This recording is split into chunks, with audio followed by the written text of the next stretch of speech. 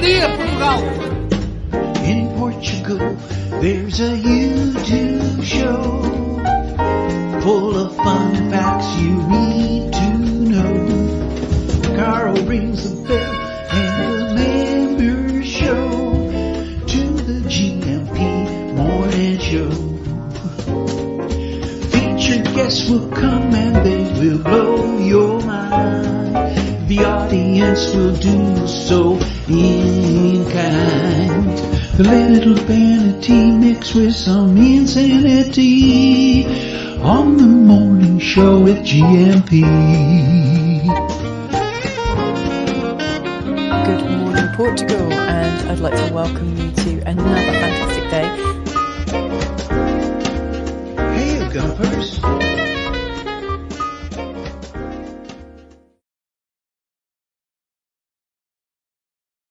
On the Alegria, Munson here with the Good Morning Portugal show live stream and podcast. And I'll be absolutely honest with you, I'm cream crackered this morning. Might be something to do with the fantastic webinar. I'm not saying that my webinar was exhausting in itself, but the schedule upon which it has been based may well be. So thank you very much to Antonio Barbosa, to Veronica, American in Portugal, especially in the Algarve, Carl Hyde from the agency, and Vitor Costa, who joined us last night, Getting Real on Real Estate. You can watch the replay of that. And also we had Sarah Davey from Spartan FX and Brian, Antonio's pal, popping in as well. Really good stuff, really good information on scheduling, sequencing your buying here in Portugal. Also, Carl Hyde mentioned the fact that he's a bit of a legend when it comes to finding people rentals in the capital too. Why not set up a base camp for a year and have a 12-month lease in Lisbon and use that as your base camp while you find your forever home here in Portugal, which also I've been writing about. I've been writing about long-term life in Portugal for my Portugal resident column. We went out yesterday to do a few administrative bits and pieces. We aimed very high. We had visits planned to 2 banks, the Loja Cidadão registry office, obligatory cafe visit, and I think we may have achieved maybe 1 or 2 out of 6 tasks yesterday. Seemed like a lot more tasks, but we rolled with it. We were Portuguese about it. We've got to go back and do more, and that was just yesterday. And this is all part of a very busy time of year, it would appear. You'd think, wouldn't you? 4th of October, we're well into the autumn. We're taking it easy. But no, the beer festival last weekend. We've got the Schist and Barrel coming up on Friday. I'm looking forward to a quiet weekend. I know it sounds a bit moany and complainy, but really, I'm not moaning or complaining. I'm just surprised that it's, well, I was going to post up a Virginia Woolf quote this morning, but then I got lured away by Deagle's fantastic fish meme there. Are you the legendary talking fish? The man says to the fish, and the fish replies, no, of course. Are you the legendary talking fish? No. Let me find what I was going to. These can change. Right up until we get started, these can change. The opening meme, as it were. This is what I was going to share with you.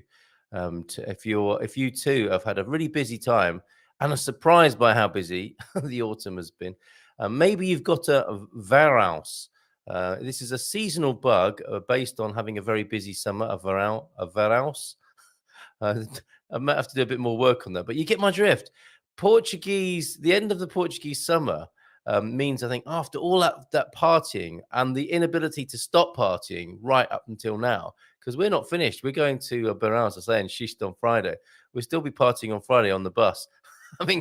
Having spent some time with Philomena, it's not over yet. And our bodies, I think, are experiencing a change of weather and season. And some people are getting bugs and things like that at this time of year, which I think is quite normal as the seasons change. And the body is thinking, okay, great, we have a rest now. We go into hibernation. But no, not here in Portugal, it would appear.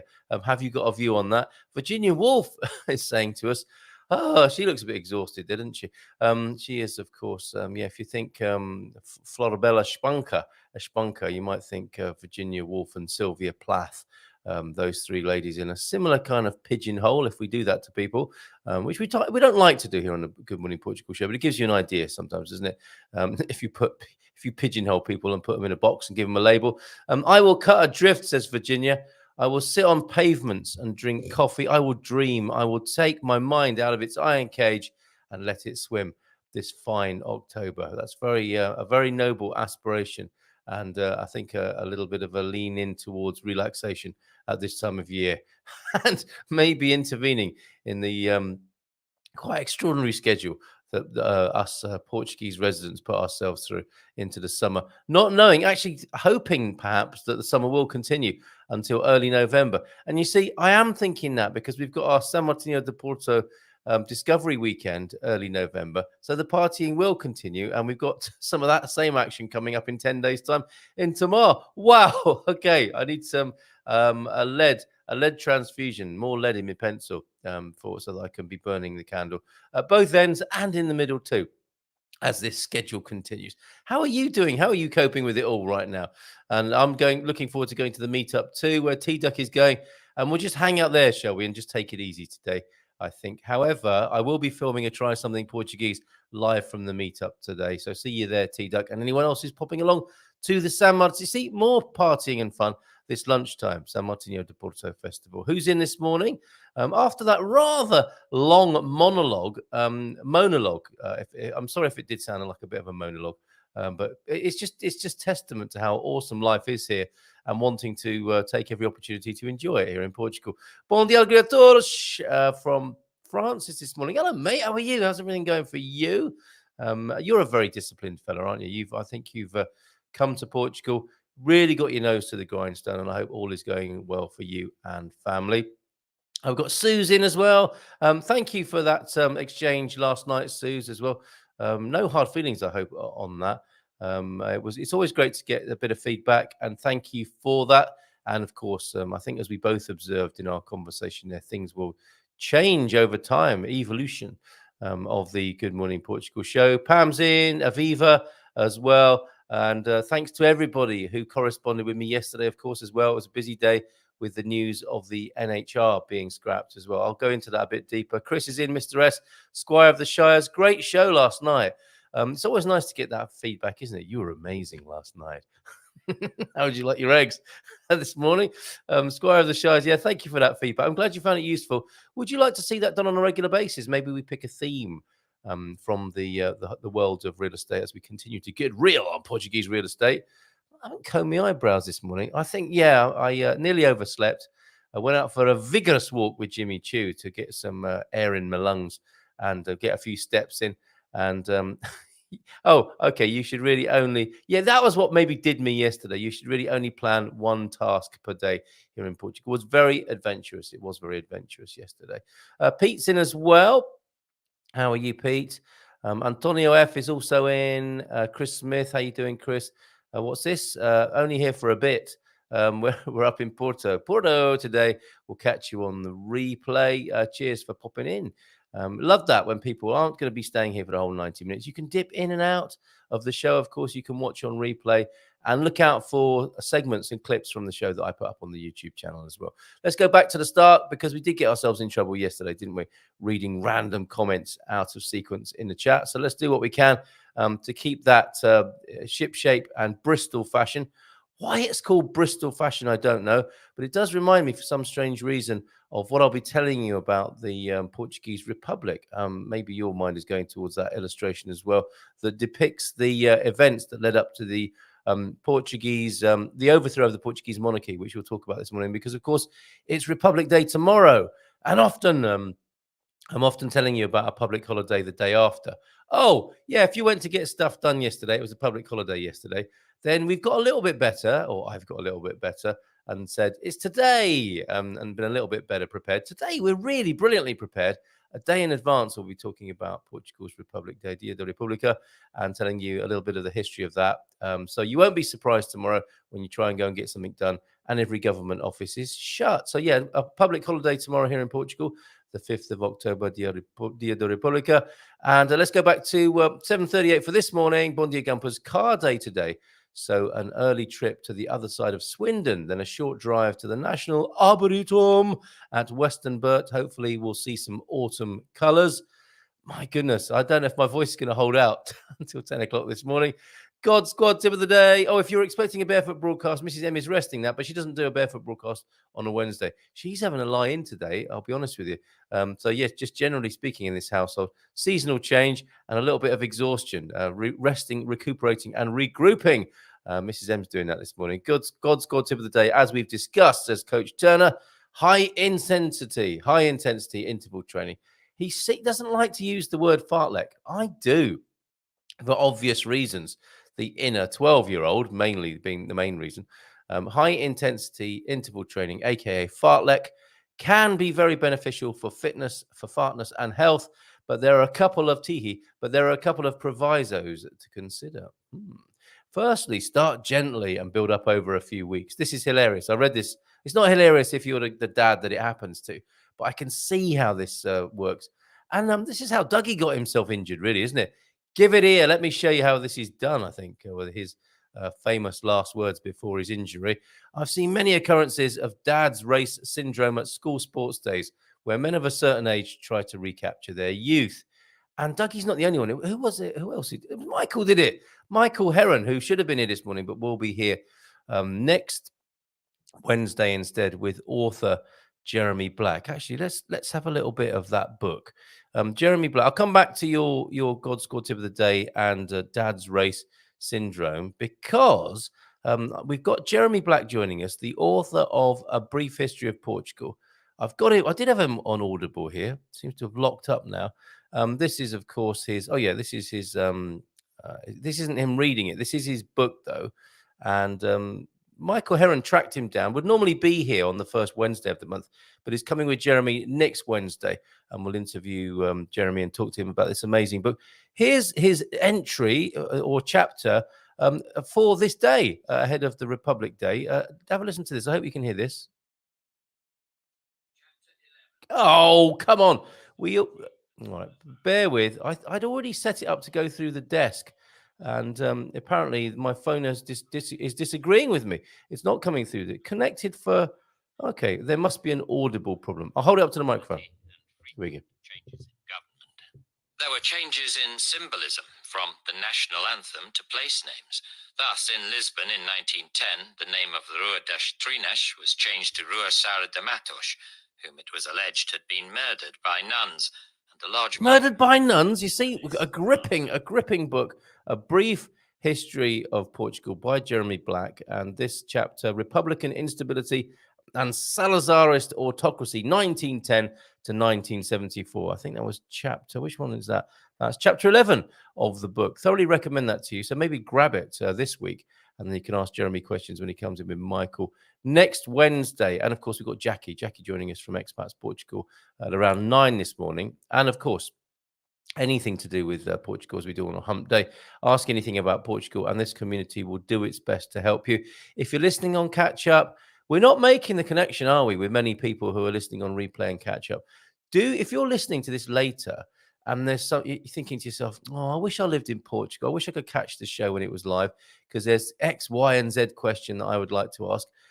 Just send us a message on WhatsApp, 913-590-303, and contribute to the bulging sack of correspondence that comes in, and ask your question, and we'll get back to you in the live session. And then when you listen on the replay, you can hear your answer. 913, there it is on the screen, 913-590-303, or just email me, carl@goodmorningportugal.com. Okay, back to the God Squad tip of the day then.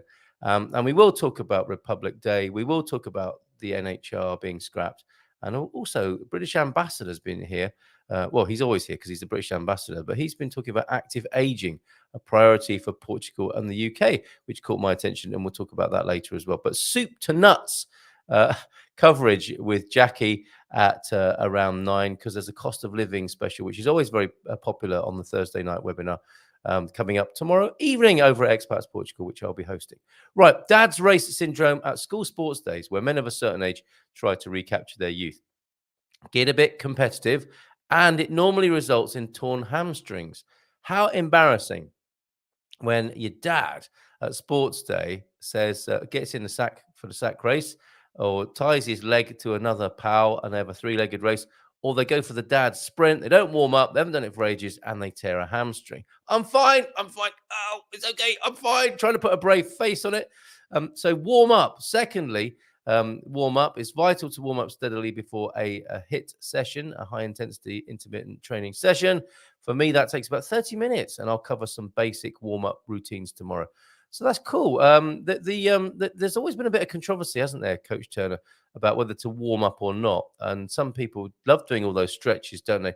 Some people like to warm down as well. And some say, just get on with it. And presumably, as you get older, the importance of warming up is more important, probably with everything you do.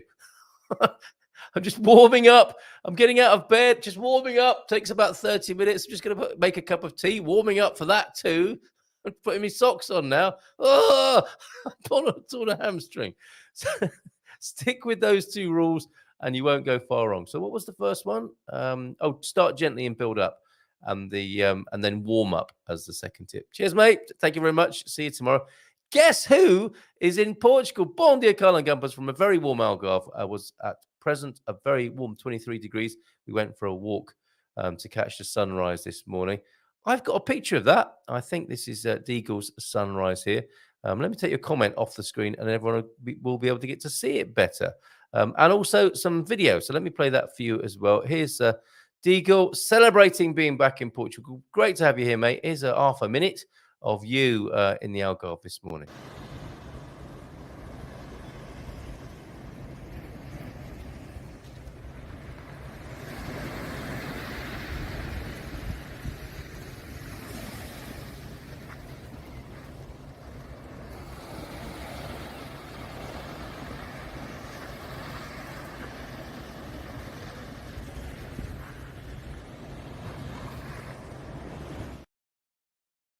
Oh, mate, looks beautiful. Is that Praia de Rocha where you are there?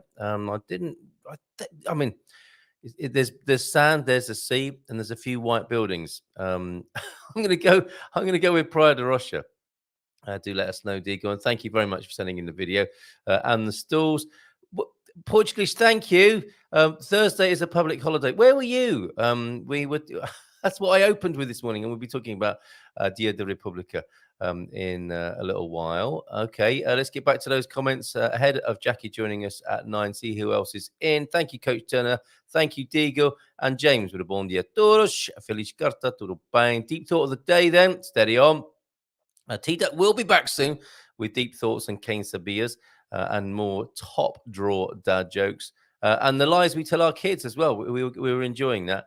He's been busy. He will be back. When you clean out a vacuum cleaner, you become a vacuum cleaner. Okay, hopefully that's just a warm-up. I once worked at a pizza. No, that wasn't just a warm-up. We're staying on a similar level of groan-worthiness and forehead slapping, I believe here. I once worked at a pizza parlor to get by. I needed the dough. Right, if you think you can do better, and let's face it, the bar has been set pretty low there. I mean, high in a sense of the groan-worthiness and forehead slapping, very high on those scales. But if you think, I can do much better than that, well, go on. It's all very well criticizing other people's dad jokes, but if you've got no material yourself, sit down. Okay, Mr. S also in, and I'm loving this, Mr. S. Bom dia, you say to me, como está Vossa Excelência? Thank you very much. Muito bem, obrigado contigo. This is really good, Mr. S. Your encouragement, everyone warming up and having a chat in Portuguese in the chat. Thoroughly recommend that. Empura está aberta. Bem-aja. Would you like to translate that for us and keep it up? Keep it up in the chat every morning. Love that, Mr. S. Thank you so much. Looks like it says Emperor Albert Benjamin. It's a good guess. It's definitely should have gone to Specsavers kind of guess though. Bon dia Alegria says T-Duck, who's on a bit of a mission this morning, and will be at the meetup. So see you there, mate. Aviva, Ocean Dweller, bon dia todos, and Suze with a bon dia. How you doing, Suze? Antonio F. And James to Francis, great to see you again. Yeah, what's going on? How you doing, Francisco up there in Porto? Excellent. Every time I see Porto FC on the FC Porto on the telly, I always think of you. I imagine you've been there a few times now to the great Dragão Stadium. Okay, last night apparently just showed you shouldn't let rubbish teams in the Champions League. Man United and Arsenal are no match for the mighty Lens and Galatasaray. Lens, is that right? Or was that a typo? Don't recognise that, but I don't know a lot about football, as you probably gathered from my previous contributions on the matter. Bon dia from Chris, who's in Porto, up there near Francis. And yeah, great show last night. Appreciate that. Thank you, Squire of the Shires. Get Real on Real Estate is available on our YouTube channel. In fact, the replay is available on the homepage of goodmorningportugal.com because that's where we broadcast it. No, I didn't say that, Peter.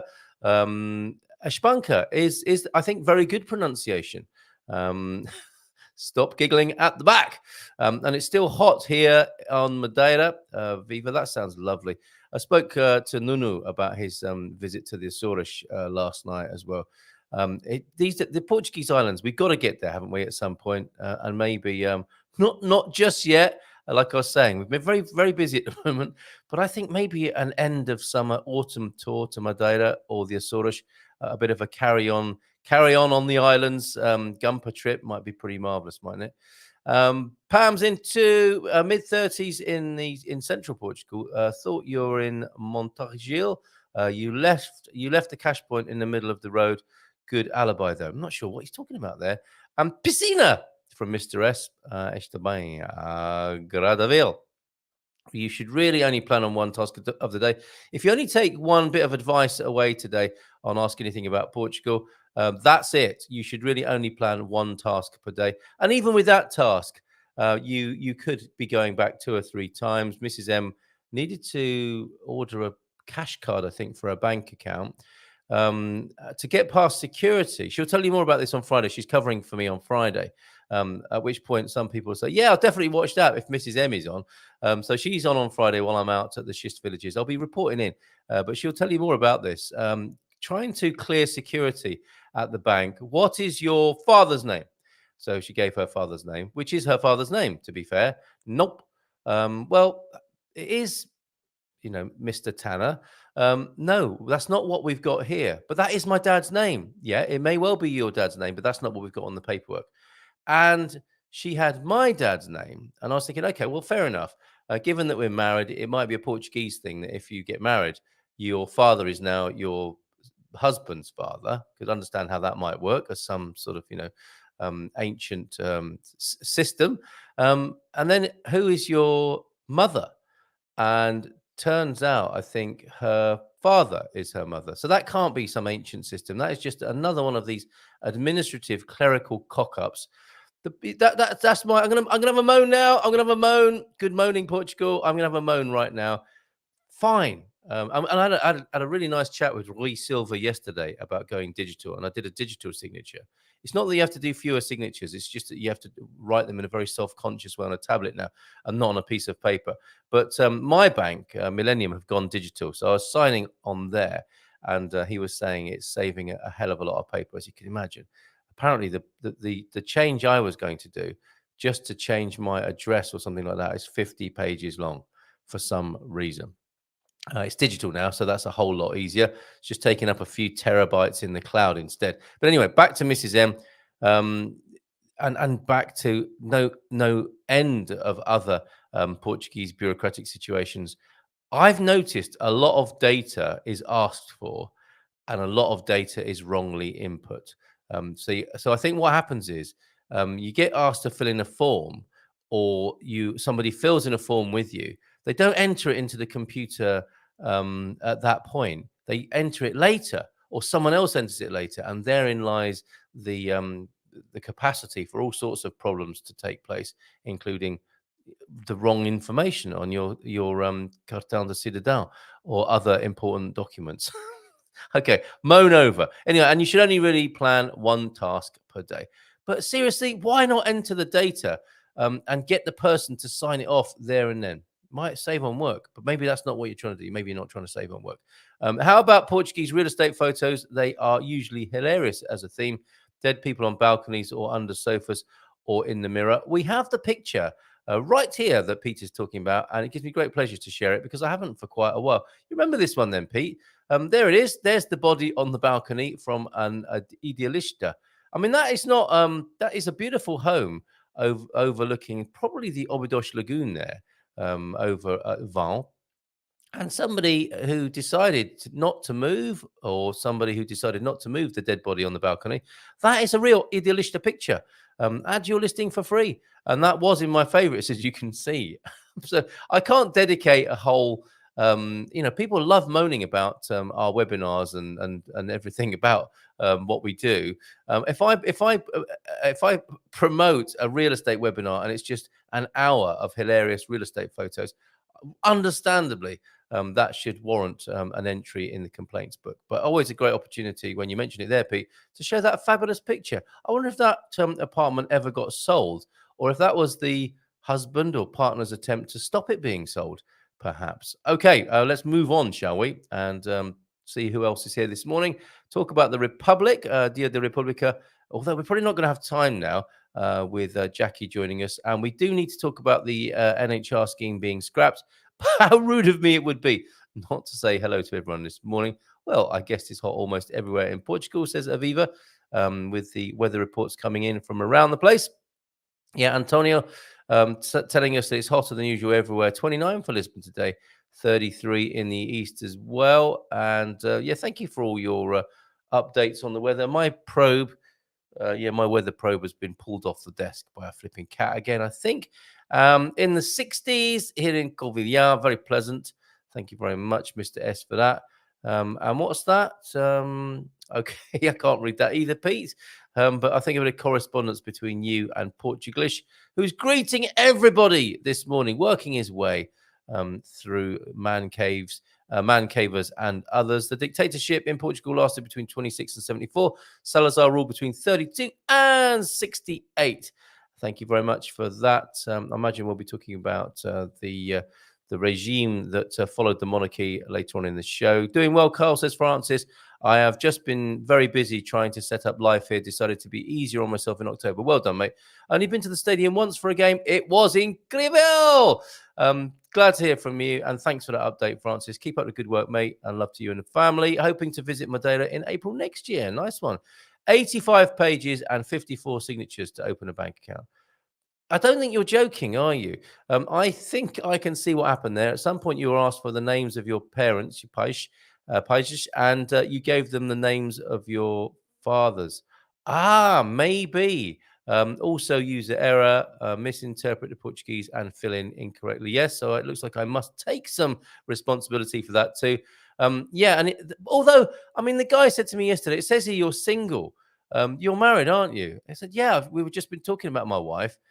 And that was wrong data entry. I don't think I got that wrong. I think the person who ever filled in the forms, poor soul, who has to go through all the forms that get filled in at the counter and fill them in again. No wonder they get a bit fed up and put just random stuff in. I thought of another Portuguese thing for you to try, aguape. We will be trying that. Jerapiga. Are they similar? Jerapiga and aguape. We'll be trying Jerapiga at our the first Monday, 8 o'clock on the first Monday of November. We will, oh my goodness, I'll still be drunk from the weekend. Oh, that might have to change the date of the wine club in November, because that's although it might be hair of the dog for the Portugal Discovery Weekend, 3rd, 4th, 5th, and 6th of November in San Martinho de Porto. Portuguese bureaucracy works, albeit slowly. All bureaucracy works eventually, doesn't it? It took Cascais municipality 2 years to send me a €60 penalty notice in Portuguese. When I returned to Portugal, they knew it was owed as well. It would be hilarious if they took another picture of that apartment from the same angle with a skeleton laying on its back. That wouldn't be hilarious. That would be a murder inquiry. I'm taking a free online Portuguese course, ACM. What does that mean? Or is that ATM at the moment? But it's too hard for me. It's getting harder as I move through the modules. Who doesn't like it getting harder as you move through the modules first thing in the morning, Mr. S? Oh, what ACM as in Automobile Club de Portugal? No, that would be ACP, wouldn't it? Who is ACM? That's a course in miracles where I'm from. And it sounds like it might be a miracle if you get through the course there, Mr. S. I tried registering for the course via the ACM website. They never got back to me. Disgusting! You didn't fight in 2 world wars for that sort of treatment, Portuguese. Okay. It's 1 minute past 9. I'm wondering where Jackie might be. She is due to join us, and I have sent her the link. But you know what? I'm going to do it again just in case. But we know, don't we, that Jackie has the occasional problem with the technology, and it may be that this morning is no exception. So what I'll do, I will go to. I'll send the link. How can you do that? Oh, not my link to Jackie, but the link to the ACM website. So you too can get ignored by ACM, whoever they are. Could you explain that as well, please, Portuguese? Mr. S and Portuguese are talking about ACM. I don't know who that is. We must talk about the NHR scheme. Let's do that now, because I got a lot of messages yesterday about the ACM, not the AC, the NH. Oh, got my abbreviations, my acronyms mixed up. The share replay on your social media platforms. Okay, Tony, yeah, got that.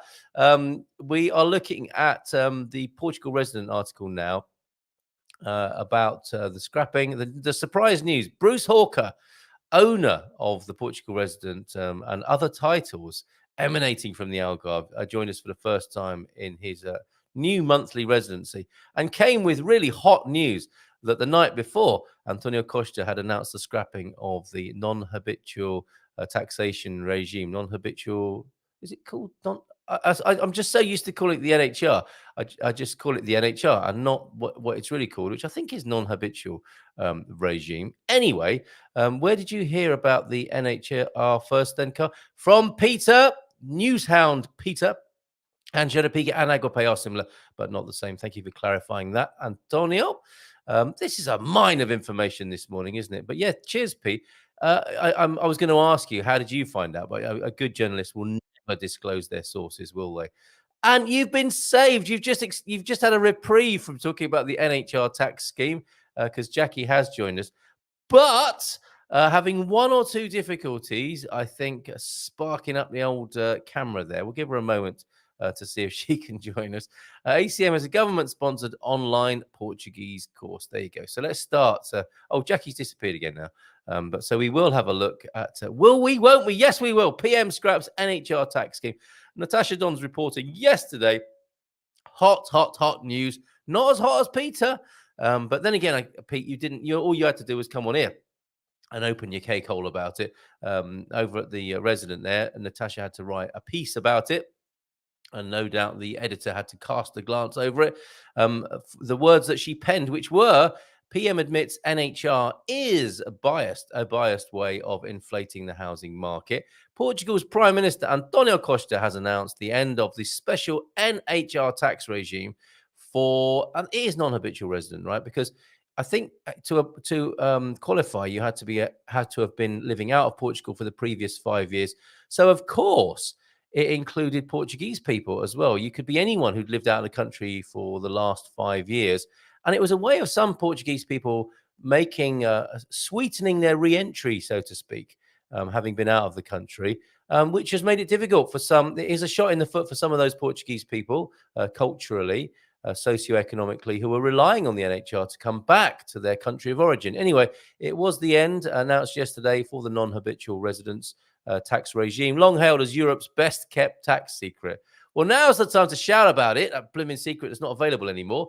In interview with TVI CNN Portugal on Monday, they have their own separate channels, don't they? TVE and CNN, but perhaps they are owned by the same.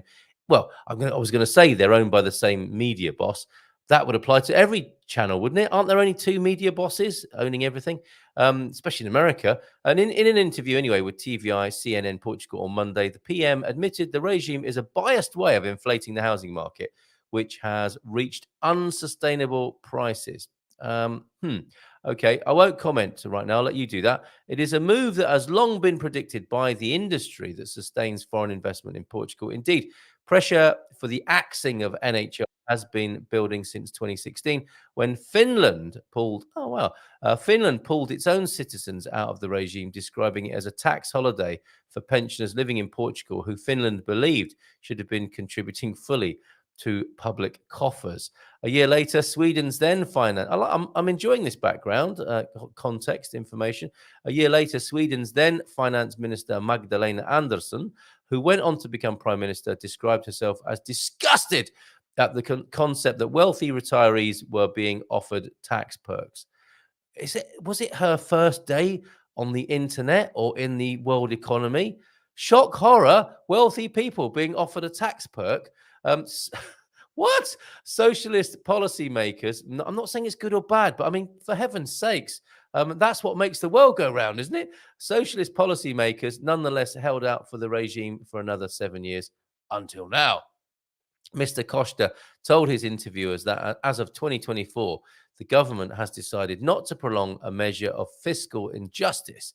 That makes it sound really grand and like a Cluedo murder, doesn't it? He died of fiscal injustice in the dining room.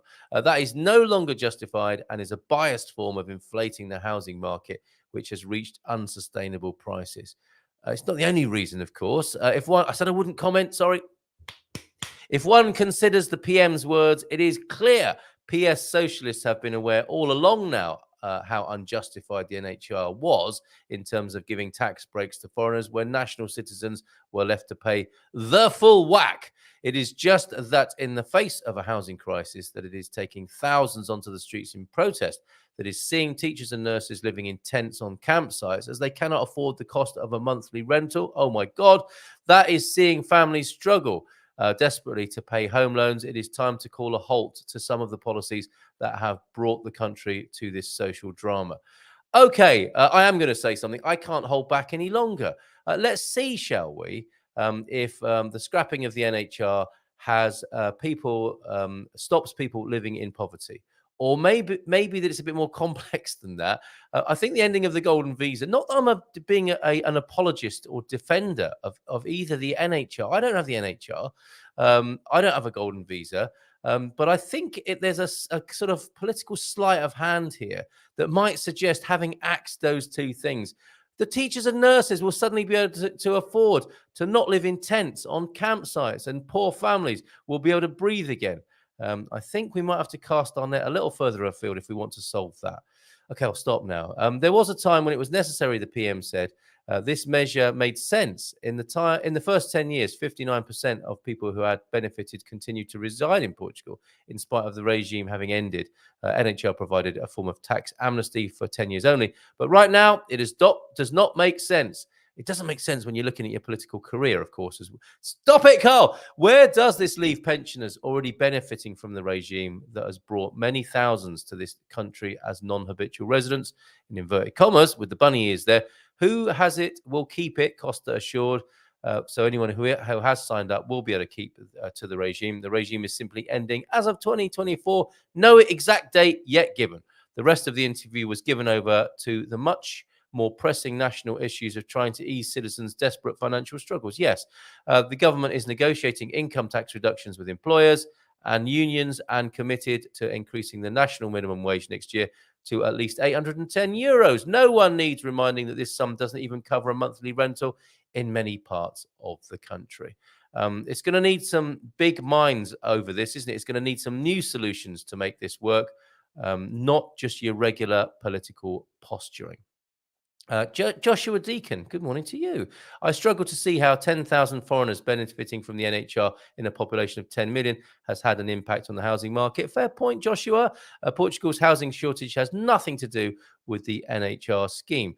A fair point. I'm getting emails or about the NHR from friends looking to move. Fairness question. Yeah, absolutely. Let's talk about it here. And by way of light relief, did you see the new Bordalo 2? No, I didn't. Can you send us a link for that? I'd love to show that today. We have Jackie with us. Sorry to keep you waiting, Jackie, but I think you had one or two technical issues. Let's give her a lovely big round of applause. And welcome her to the screen. Okay, so we have my kitchen today. Sorry, everybody. It looks very... No, it's really not a problem. It's looking very Portuguese. You have the beautiful Portuguese tiles as what's it called, a splashback. You have a neatly folded tea towel with a Portuguese cockerel possibly on it. And it looks beautifully Portuguese in the dark of the birch. I'm loving it, Jackie. I'm loving it. Wait, you can see my flowers. Wait. Can we have some flowers in the picture? Yes, oh, beautiful. flowers. Some lilies there. Yes. Wonderful. Okay. So good morning. Good morning. How are you? Tudo bem. I'm good. This is a really interesting topic you're discussing because, of course, I'm one of the people that have benefited from the NHR. And I really didn't understand. I mean, I think for the first year, we pay 20% on any income earned from a Portuguese company. I think that's how it works. I'm not really sure. And then, of course, that only lasts a year. So next year, my taxes go, up by almost 10%. Right. I'm not sure of the math on that. I understand it in a slightly different way. I think suffice to say that you will be enjoying a tax holiday or a tax relief for 10 years, having not been resident here in Portugal for 5 years. Like I said, I didn't take advantage of the regime, the scheme. So I don't know how it works from a personal point of view. Others might like to comment upon that. We seem to have a little bit of an echo coming from you, Jackie. Is that coming out of your laptop there? It shouldn't be. I don't hear anything. You sound fine. Yeah, but I think we're hearing your laptop. If you could turn your volume down on your laptop, that would be awesome. And hopefully that won't turn the volume down in your ears. Okay. Is that better? Let's see. No, it doesn't. It's not any better at all. And now you can't hear us, can you? I can hear you perfectly. Oh, okay, good. Okay. We will go with it, and I will do some deft muting. Not deft muting, some deft, D-E-F-T muting. I'm sorry. I don't. No, not faz mal. No faz mal. It's not a problem. It sounds like it might be worse for others. Carl sounds like he's on a PA system at a county show. Oh, I quite like the idea of that. Ladies and gentlemen, welcome to the Good Morning Portugal Gymkhana this morning. You'll be able to get your bifanas over to the far side of the fairground. Anyway, we haven't come here to talk over a PA in a country fair. We've come here to talk about the Expats Portugal webinar tomorrow evening. Among other things, we can return to the NHR, Jackie, of course. Cost of living, that's affecting a lot of people at the moment, whether they be expats, foreigners, immigrants, or Portuguese, native Portuguese people. What's going to be happening tomorrow night at around 7:30? I think what we're doing, and I particularly, of course, like most Americans, find this interesting, in comparing the cost of living from the US and the UK to the cost of living in Portugal. And I got here in 2019, December 2019. And for me, the price increases overall have been kind of shocking in this country. From rentals going up like 30%. Like my friend is moving out of his apartment in Cascais. He started renting it 3 years ago, almost exactly 3 years ago, at $1,500. Now they're asking for that same apartment $25,000. Whoa. Okay. That seems to be typical of what's going on here. Yeah. On the bright side, it's still a lot less expensive than the US in terms of food, but the US is such a strange place. And I remember I mentioned this to you last week.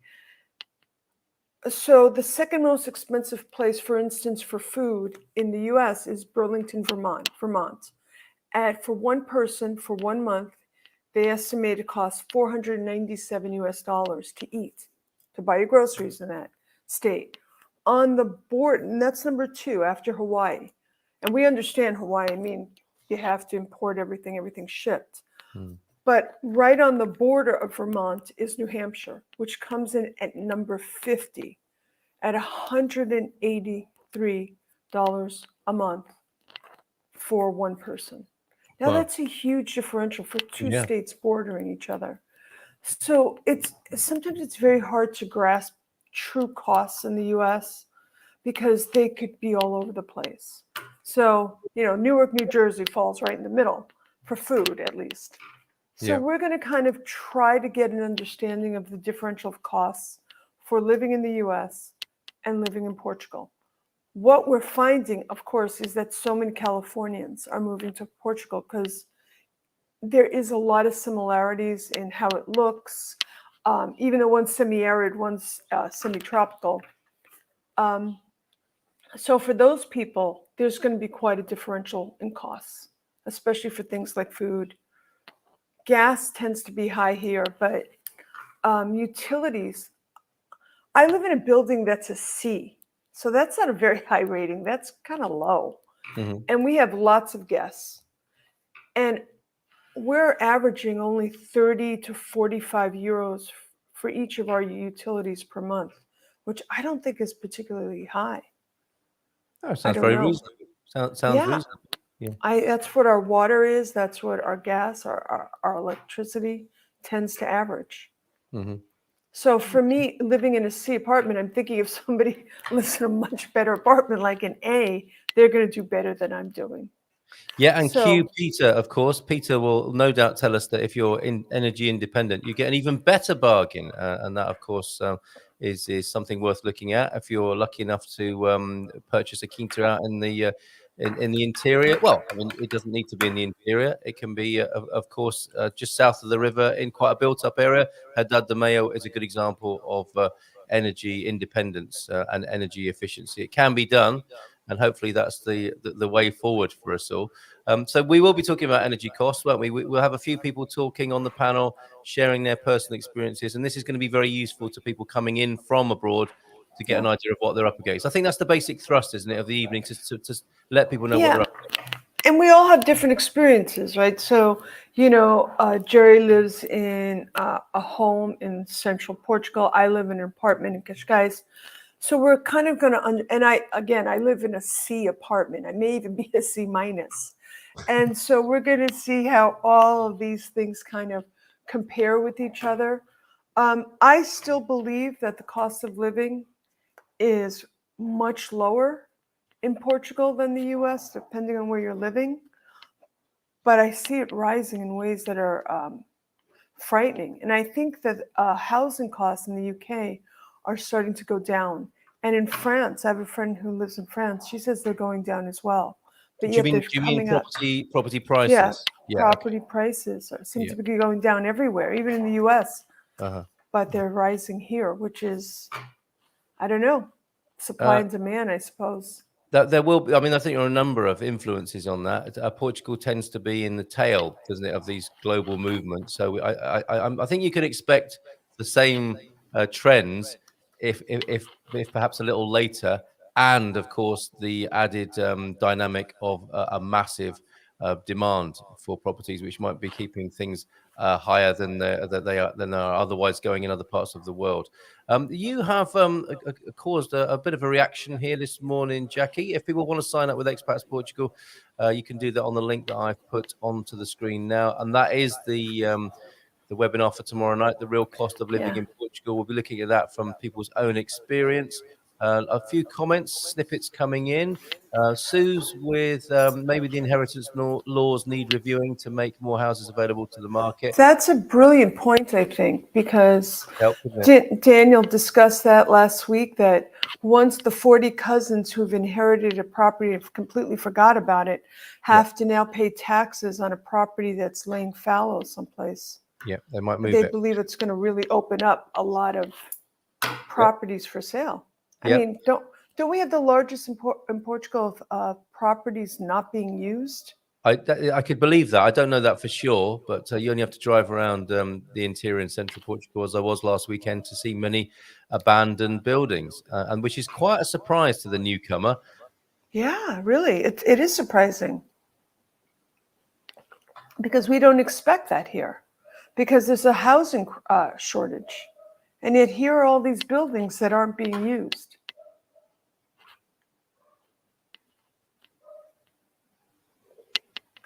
I think I've lost you.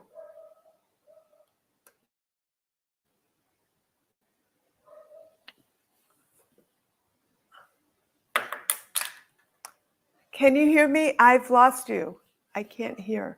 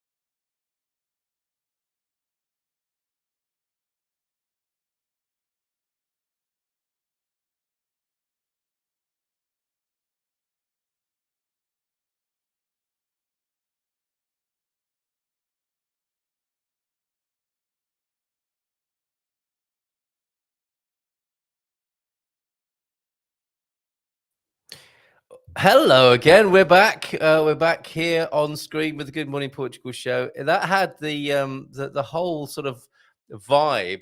Oh, out of focus, but back. Internet reconnecting now. And let's bring Jackie back onto the screen as well. Hello there, Jackie. How are you? Wow. Like I said, you do handle your stress well. You definitely have that Portuguese vibe, low stress, because that would have stressed me so much. Well, it has happened to me once or twice before. And on this occasion, it wasn't because I hadn't paid Mayo. It had all the hallmarks of somebody putting a pickaxe or a spade into an electricity cable near the house. So we're back anyway. Apart from my on-air light, which I must switch on now. Am I still echoing? Are you still getting a funny sound?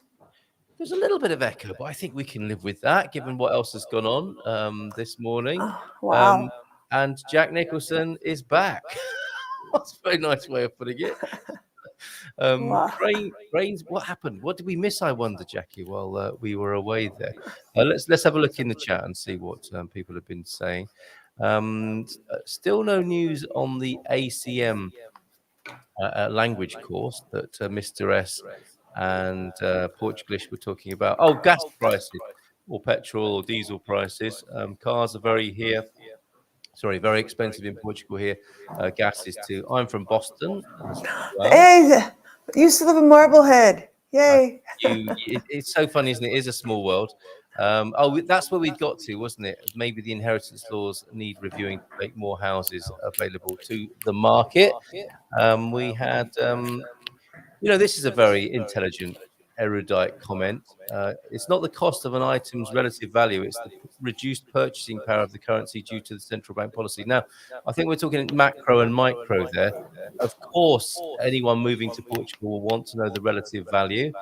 In world terms, and how people are, subject to political and economic opinion or changes, that's where it makes a difference. It's your relative buying power, isn't it, compared to what you earn in the first place. And that's why it's so advantageous, of course, to come to Portugal as an American. What's that? We all want to live the solar Portugal life. I wonder if you could turn down your volume a little bit again, Becky, because I think I am hearing myself again. That'd be awesome. Lisbon, is it expensive? Says Portuguese. Our power. Oh, that's much better, Jackie. Thank you. Our power per month is less than €100. Gasoline 190 or gasoleo is gasolio is 190 there. That was the sign up link for the webinar tomorrow night. If you want to sign up with Expats Portugal, you'll get priority treatment on the webinar tomorrow evening, and of course the Dream Team session thereafter. Mr. S, rentals in Lisbon are much higher than in Boston. Much higher. That's interesting. Would you agree with that, Jackie? My daughter's trying to move from Cambridge, Mass. She lives on Harvard Street and works in Harvard.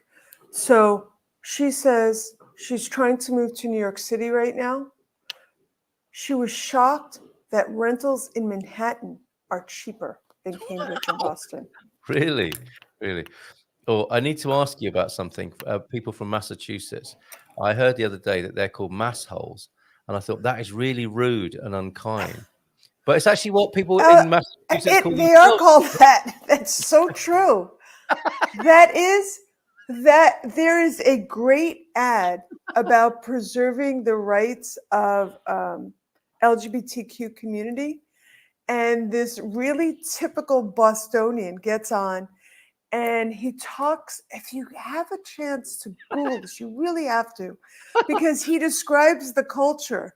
He says, we use our grandmother's furniture, and this is legal, to preserve a parking spot after a snowstorm. That is legal. You put your furniture out, you dug that spot out, you put your piece of furniture, and nobody can legally take that spot from you. That is top mass hole behavior, is it? That it is. That's so true. It sounds like they've owned it to me. I also know that different people get different information from different accountants. Yeah, exactly. So I think it's fair to say that none of us properly understands the intricacies of the NHR scheme. What we can agree on is that the PM has said it's going, and it will be going at a date which is as yet undisclosed. Okay, the information is so shocking. Carl froze. There wasn't that. It was an outage, as I think you Americans call it. And even Lisbon, it's not just the interior. Lisbon has many empty apartments and buildings. That is a big problem, isn't it? That's And Mistress doesn't find it. I don't find it inexpensive at all to live here. Oh, okay. So yeah. Those days are perhaps over then, where the foreigners, immigrants, migrants coming over, enjoying a really big differential in costs, is leveling out at the moment, depending, of course, where you are in the country. I think there will always be an option, a little life hacks for you to get better deals, better relative value for your money. And that's perhaps the main advice, isn't it? Go to where you're best treated. It's the reliability of Carl's internet that I don't understand. I don't think it was the internet. It was a power outage there, Andrew. Seems to be a global phenomenon. Yep, absolutely, Squire of the Shires. So we must either all have a lot of bad policy makers, politicians. I think that's a fair comment. That's a fair comment. Restaurant checks are easily €100 for two. Is that Covillard that you're talking about there? That sounds like a lot of money to be spending over in Fundão, Costela Branca, or Covillard. Or, says Squire of the Shires, they are in on it. The payroll paid off to introduce new socialist feudal financial system of unelected oligarchs. I can't say I disagree with that. Others may, if you wish. So who's doing what today? I'm working from home. This is nice. They kept the chat going while we were away, Jackie. Isn't that brilliant? They got down to talking about trimming their shrubbery while it's dry in the Shires. And exchanging information about what they're up to today. We're back. We can carry on the conversation. I can get a one-bedroom row house in Finland with a sauna for under €500, and social services will contribute to half of that based on my Canadian pension. Cars seem cheaper here too. All else costs more. And that's an interesting thing, isn't it? There are certain things that can be cheaper than other things more expensive, like in Portugal. You know, Americans coming here will like the relative price of groceries, but not like the high price of gasoline. The horn on the car stopped working, so I'm looking for. We really are digging deep into people's the minutiae of people's lives today. But good luck with that, Squire of the Shires. In Covillard, much average to go to 80 to €100 for two. Food is very good. Interesting. James, relative to where I come from, San Francisco Bay Area, Jackie here. Look, everything here is less expensive. Some a little, some a lot. Also, I'm working with 2-year-old Californian expenses, which are also higher now. Taxation is theft. Who is that?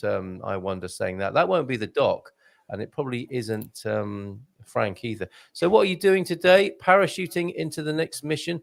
Is that our suspicions about Antonio being an international man of mystery? Thank you for the cup of coffee there, Mrs. M. We're not coming to Portugal. We're not coming to Portugal for the tax benefit. Everything else, yes. And actually, let me just play you something, Jackie. Are you all right for a few more minutes here? Sure.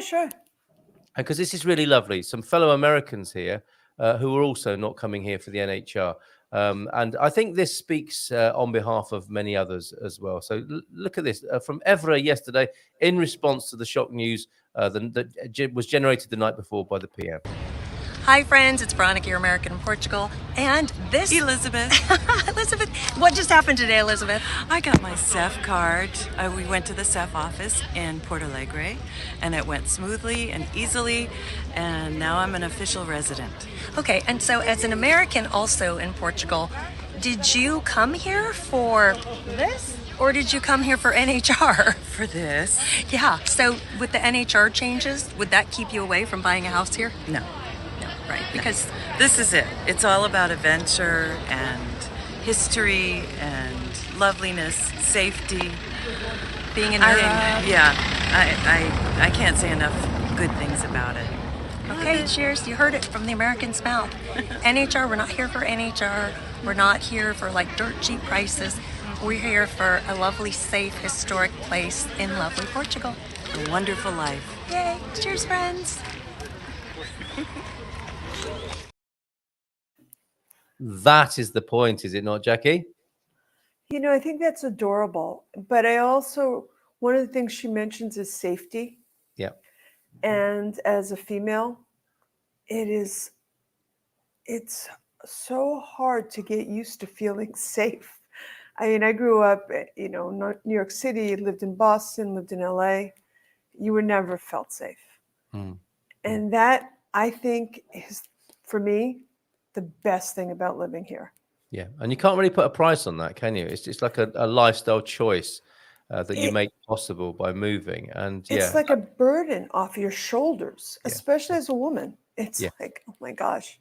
Yeah. And Well, just to live without that, and you don't even realize it because you grew up with it, how heavy the burden is you're carrying till it's lifted. yeah, that's great, isn't it? That is often one of the lovely, the slower benefits that reveals themselves, that reveals itself after your life here. After a little while, it's like there's something missing. It's like stress. Things move out of the picture of your life, don't they? And you don't notice them until a long time after, perhaps, because you've become accustomed and acclimatized to them, which, of course, is what us human beings are so good at doing. We can get used to the most horrific sort of conditions, and many people still do, of course. That is the story of human life on the planet. But for those of us lucky enough to extract ourselves from certain situations, it comes as a lovely relief, does it not? And it might come slowly, but suddenly one day, what is that's missing from my life? Yeah, it was that ever-present sense of looking over my shoulder. I don't have to do that anymore, and long may that continue as well. Many Americans fail to factor in the cost of healthcare and insurance in the US when comparing the cost of living. Oh, that's huge. That was, for us, health insurance was going to cost over $20,000 a year for me and my husband. Here it's $2,000. Yeah. Incredible. Thank you, Jackie, for being here this morning. Thank you for coping so admirably with a number of curveballs this morning of technology and me just suddenly. I always have those curveballs. You do, don't so you? I think it's great that you had one that wasn't me. So. Yeah, right. You're right. We did it. We managed it. We were Portuguese about it. All is well. We're going to have a nice day in Portugal now. And I'll see you tomorrow evening for that cost of living comparison and the dream team afterwards. Have a lovely day, Jackie. You too. Bye. All right. Take care. Bye for now. And we love your kitchen. See ya. Bye for now. There she goes. Okay. That's interesting, Suze, that you're looking at a bi-coastal lifestyle, Finnish Baltic to Portuguese Atlantic. Maybe, a kind of snowbird or swallow, as the UK people call themselves, and move up and down. And of course, if you don't have the residency, you'll be subject to the limitations of how long you can be in the country, 90 days. But that's not a bad little hybrid, is it? The best of Finnish and Portuguese life. My best piece of ID so far, the EU health card. Yes, of course. Thank you, Suze, for your input. I have one of those too, says Mr. S. And Veronica says, what's this? Says that then, buy me a coffee to help put my son through college. Not sure what the problem is with that. I think she might be looking for some recognition and reward from the service that she offers to people, which she, of course, does. Okay, let's go back then, shall we, to the story. As you know, I don't like calling it a story.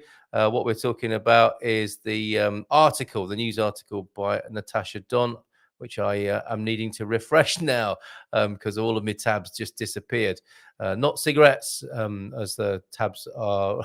That's how some people refer in the Northeast to cigarettes over there. Here it is. We're bringing that article back onto the screen. No, we're not. That's the other one. Hold on a minute.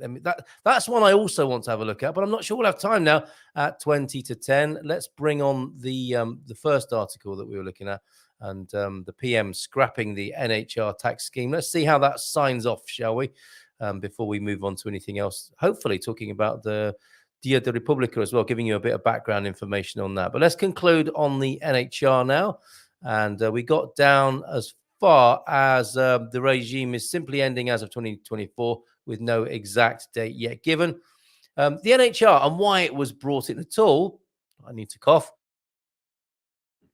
Portugal's non-habitual residence regime was an inspired creation on the back of the 2008's financial crisis. Now, this is what Tony said yesterday.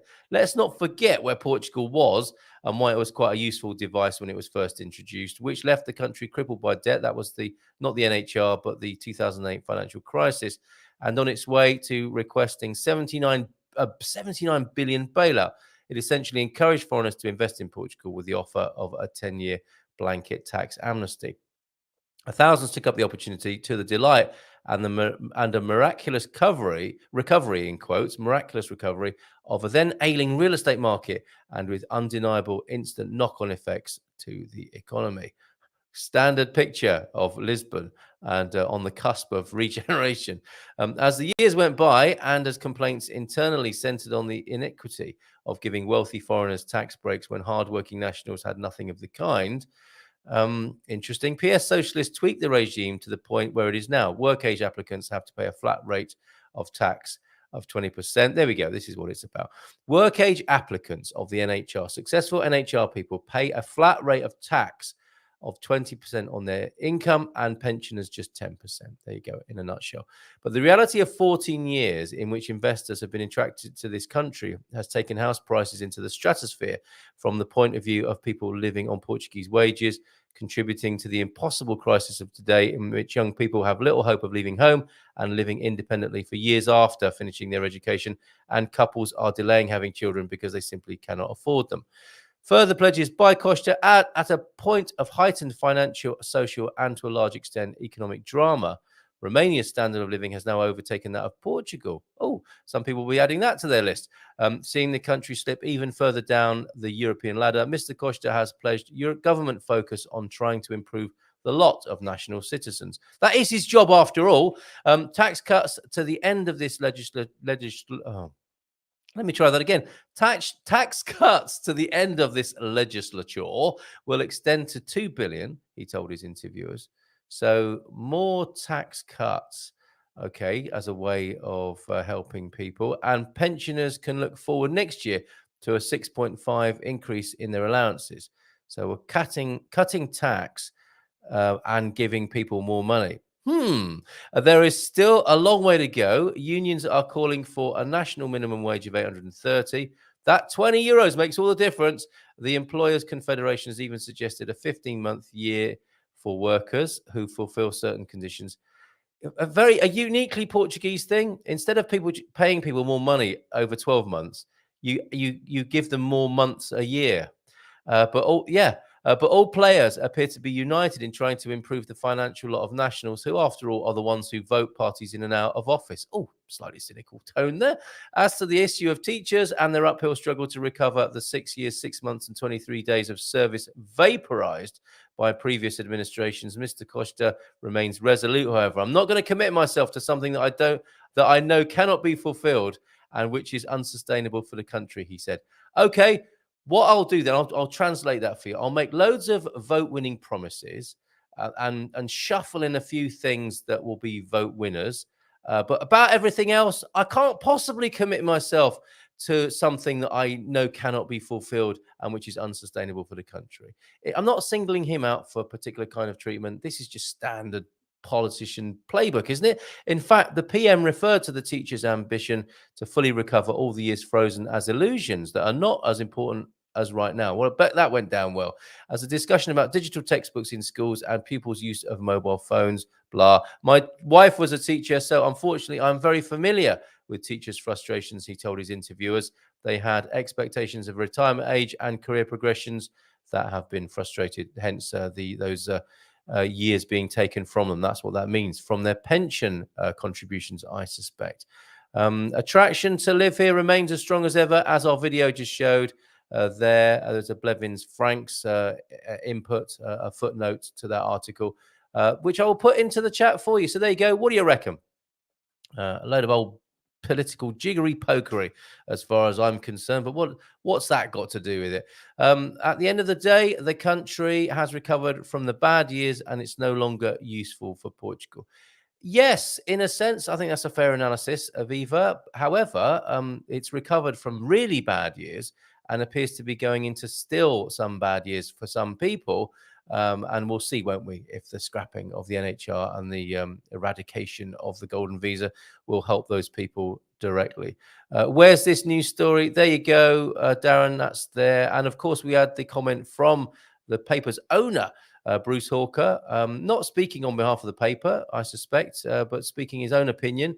And he attracted the ire of one of our Italian correspondents, which is ongoing on social media, which I'll put to Bruce, which I'm sure he'll answer either before or when he comes back in his new residency on the first Tuesday of every month. We're heading towards 10 o'clock. I want to tell you about the Republic Day, which is happening tomorrow, and its history. Okay, what have I missed here? James, private doctors send people to the public system. The tab is picked up by the SNS, not your private health insurance. And Aviva, I used to live in the southwestern US, which is less expensive in comparison to California. Now live in Madeira and spend more here. Interesting. Okay, so it's not been a tax break, has it? Just an improvement in lifestyle, presumably. Then I still need to go. You say I still need to get the national health card. Has to do with address change. It's complicated. We know. So glad I got the NHR before it ended. Income tax is too high here, says Darren in Porto this morning. And Manuel Ferreira, good morning to you. It is important to point out that we do not have oil exploration nor nuclear power plants. There is a positive side to this. We don't help to ruin our planet. Have a good time. Cheers, Manuel. And did you see how those climate protesters were treated on the Lisbon Ring Road yesterday? Quite shocking, although a way that many others would like to treat climate protesters who blocked the road. I think it went around the Twitter sphere as the benchmark for how to deal with such protesters. Meanwhile, a group of Portuguese youngsters are taking the Portuguese government to, I think, the European Court to demand climate justice. Good morning, or just justice for the planet, I believe. Good morning, everyone from Carlos Lima. Good morning to you, Carlos. Great to see you here. And as I said to a friend yesterday, says Aviva, before we move on to talking about the Republic, governments never do it for the expats. We always take a risk. That's interesting. Good comment. Thank you, Ocean Dweller Aviva there. Right. I don't think we're going to have time for the British ambassador saying that active aging is a priority for Portugal and the UK, but you get the gist, and we might roll that into the God Squad tip of the day tomorrow. What I would like to do is talk to you about Dia de República. And where should we begin this, I think? Should we talk about it from the point of view of the 5th of October, 1910 revolution? Yeah, let's do it that way. And we will play our doo-wop version of the national anthem tomorrow. I can promise you that. Seems wrong to play it today. Let's play it tomorrow when we're actually celebrating Republic Day in the company of Ali Sheldrake from Snapshot Magazine. I'll have my own copy of that to flick through, and we'll be talking to Fabrizio and Ian, of course, who have been here for 5 years and talking about how that's changed them, how life changes you. That is what I'm writing about. Those changes, those phases, those stages of life as a foreigner, immigrant, expat here in Portugal, and what those stages are. Some of you will know that I have clearly delineated, extracted 3 stages of migrant of the migratory process, and that will be in my next Portugal resident piece. Okay, Republic Day. Let's go back to that and have a look at Wikipedia, which I think is especially good on this sort of thing. Of course, it has its detractors and critics, Wikipedia, but I think we can go with it this morning, unless, of course, Antonio F. steps in with a point of order chair as we look at the 5th of October, 1910 revolution. And the 5th of October, 1910 revolution, it says over here on Wikipedia, thank you for your recent message to me, Jimmy Wales. Jimmy Wales asking for more money for Wikipedia. I think it is ultimately a good resource for humanity and does deserve the occasional handful of cash thrown its way. 5th of October 1910 revolution was the overthrow of the centuries-old Portuguese monarchy and its replacement by the First Portuguese Republic. It was the result of a coup d'etat organized by the Portuguese Republican Party. By 1910, the Kingdom of Portugal was in deep crisis. National anger over the 1890 British ultimatum. That sounds interesting. The royal family's expenses, the assassination of the king and his heir in 1908, changing religious and social views, instability of the 2 political parties, the Progressive and the Regenerador parties, the dictatorship of João Franco, and the regime's apparent inability to adapt to modern times, all led to widespread resentment against the monarchy. Familiar theme here, is there not? Look after those. The powerful should perhaps look after those who are less powerful. Otherwise, things happen. The proponents of the Republic, particularly the Republican Party, found ways to calm down everybody. That's the Republican Party of Portugal. No one needs to have their TDS kick in at this point. We're talking about the Republican Party of Portugal. Found ways to take advantage of the situation. The Republican Party presented itself as the only one that had a program that was capable of returning to the country its lost status and place Portugal on the way of progress. That is a familiar theme, isn't it? What do we want? Change, progress. When do we want it? Now. Well, tomorrow, in the coming days. That's how progress works, isn't it? But there you have it. A political situation, essentially, promising change, promising progress, and promising an end to the current foot upon the heads of those impoverished in the country. After a reluctance of the military to combat the nearly 2,000 soldiers and sailors that rebelled between the 3rd and 4th of October 1910, you can feel it, can't you? You can kind of smell that revolt from this time of year back in 1910. The Republic was proclaimed at 9:00 a.m. on the next day from the balcony of the Lisbon City Hall in Lisbon, funnily enough. After the revolution, a provisional government led by Teofilo Braga directed the fate of the country until the approval of the constitution in 1911 that marked the new beginning of the First Republic. Among other things, with the establishment of the Republic, national symbols were changed, the national anthem and the flag. The revolution produced some civil and religious liberties. So there you go. And at this point, I would love to share with you this beautiful illustration. And it is fascinating, isn't it? That the motif depicting that struggle and those moments. Look, this is a color lithograph by artist Candido da Silva, depicting the revolutionary events on the night of the 3rd of October, the day before yesterday yesterday. It's the 4th today, isn't it? Yesterday, the 3rd of October in 1910, that led to the proclamation of the Portuguese Republic. And what better way to depict that than a bare-chested woman holding aloft a flag of Portugal and a released manacle in her hand. It looks like some Tinder pictures you might see these days, but let's not besmirch. Look, I'm getting an actual depiction of it in my own studio with Mrs. M, who recently came in with a cup of coffee as well. But look, there she is, broken manacle in hand, bare-chested, to reveal what is the symbolism of this? To reveal a new purity, perhaps. We're going a stage further. She's got a Portuguese flag and she's waving it aloft. Here, Mrs. I don't know which way to look, whether to look onto the screen or to Mrs. M waving a Portuguese flag. Okay. Stop it. That's not going to work on the green screen. A proclamação da República Portuguesa. Look at this amazing scene, conflict that led to the republic that we are celebrating tomorrow on the Dia da República. People shaking hands. Guns laid down, arms laid down after the struggle, the injured, the weary, the wounded. Quite extraordinary. So there you go. That's over on Wikipedia. Quite the amazing illustration there. And shall we? Let's take in a few of your comments before we do that and talk more about what happened in the aftermath and the First Portuguese Republic soon after. It wasn't plain sailing, I can tell you that. Carl, those youngsters are bringing 32 European countries, not just Portugal, to court in the European Court of Human Rights. Not only Portugal, thank you for that. And dare say some of them might have been on the ring road yesterday, who were removed rather rapidly by disgruntled motorists. Doesn't take much to get people going, does it, on the roads of Lisbon? I'm confused. I heard that the minimum wage is 887 euros already, more like 787, I would say. But me too. I'm confused now. Thanks, Darren. Have a fun meetup in San Martino de Porto today. Wish I was there. Yes, Suze. We'll see you here soon, won't we? I hope. After you've sorted everything out that you are currently sorting out. I smelled it and it was revolting. He was there in 1910. No, Darren, the confusion is clarified here on Ask Anything About Portugal Wednesday, our hump day. a hump day help to people around the world who want to know things about Portugal. And today has been packed, hasn't it, with information about Portuguese life.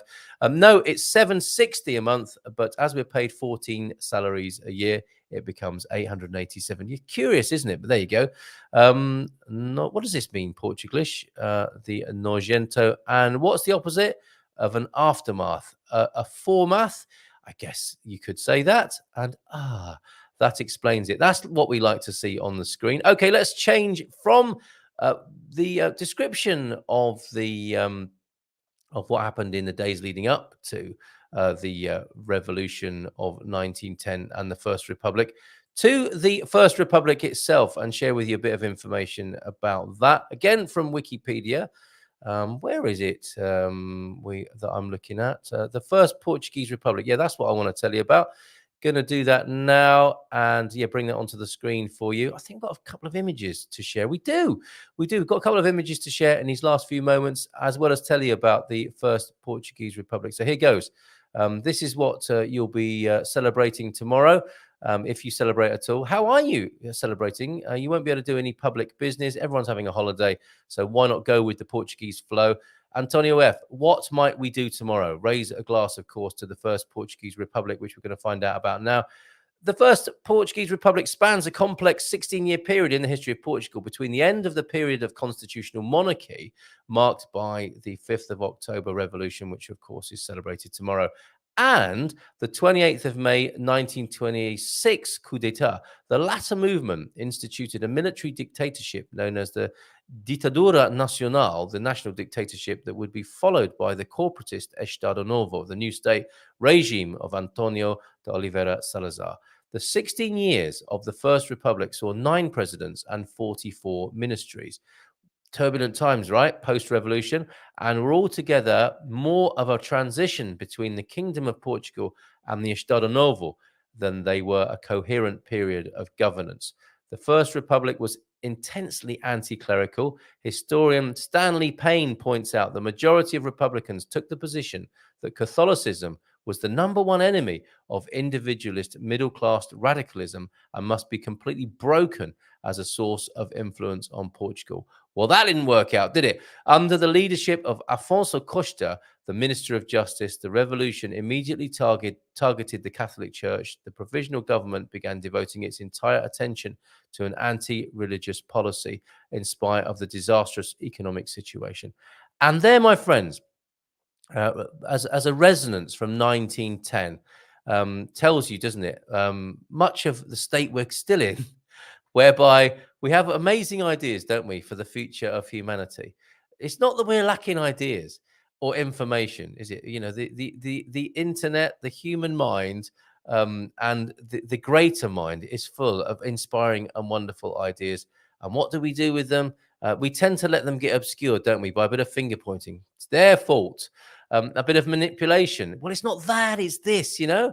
The fall from grace. Let's just broadly call it the fall from grace, which might bring us back to full circle to Catholicism. Not that I'm making a particular play or promotion of Catholicism here, but isn't it interesting that instead of moving forward and upward into the bright and beautiful future we know is possible, we tend to become undone and undermined by lesser, let's call them lesser forces and influence on the human mind and spirit. And on that note, at 10 o'clock on this this warm morning, I can't go full scale fine morning. It's still looking a bit silver coasty and cloudy out there this morning. But maybe we'll continue this talk at the meetup, where I will do my try something Portuguese from the meetup. I'll try something on the menu I've never had before, and I will film myself trying it, and that'll be up on our YouTube channel, along with the reaction yesterday from Bruce Hawker about the NHR scheme and a few other choice segments from recent programming,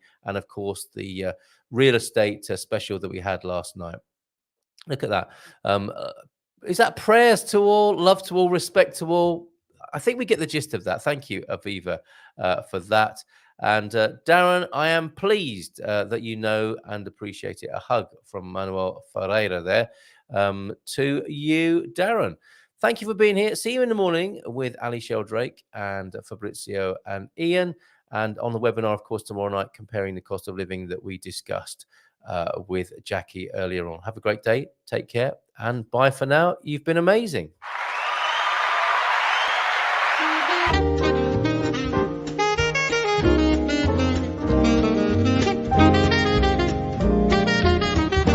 Bom dia, Portugal! In Portugal, there's a YouTube show full of fun facts you need to know. Carl rings the bell and the members show to the GMP morning show.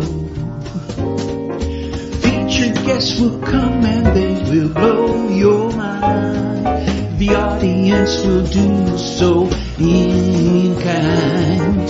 The little vanity mixed with some insanity on the morning show with GMP. Good morning, Portugal, and I'd like to welcome you to another